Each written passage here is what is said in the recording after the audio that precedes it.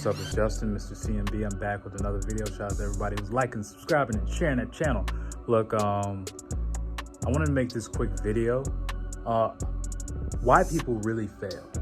Now, it's usually, and more specifically, why people fail when they pursue something. So if you're pursuing a business, pursuing an extra income, or just anything. This goes with anything, and I felt compelled to make this video right now because of a few reasons. But anyway, one is that they doubt themselves. So most people are negative. Why do I say that? You're probably watching this video and you're probably negative. You could be a happy person. You could probably think that you're happy, you're positive, but really the results of your life is from your thoughts. So if you're in a fucked up situation, if you're, in poverty in some way, shape, or form, obviously bad things happen, but if you can't seem to move forward in life, it's because of you. You think negatively. And a lot of people really don't want to hear that. I don't care how much of a nice person you think you are. I don't care how much of a good deed type of person you think you are. You are the results of your thoughts and your life, because you've actually created that. Like 5 years ago, you made this. Your life right now is made up of decisions you made 5-10 years ago.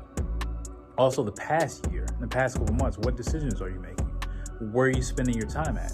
Because if you actually say you want something, and if you actually tracked your time, which I'm gonna do a video on tracking. It's the perfect way you can never not hit your goals. Like, there's nothing I can't accomplish once I've actually learned this technique.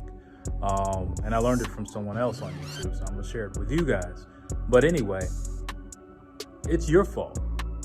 You're negative. Like, the reason you can't get positive results is because you're negative. And you have to find out why that's going on. So that's one reason most people fail. Number two, most people actually really don't make an effort. Like, if you've never actually, you said you wanted to pursue something, and if you never actually stuck with it longer than like 3 months, you don't really want it. Most of you guys, I see people who do music.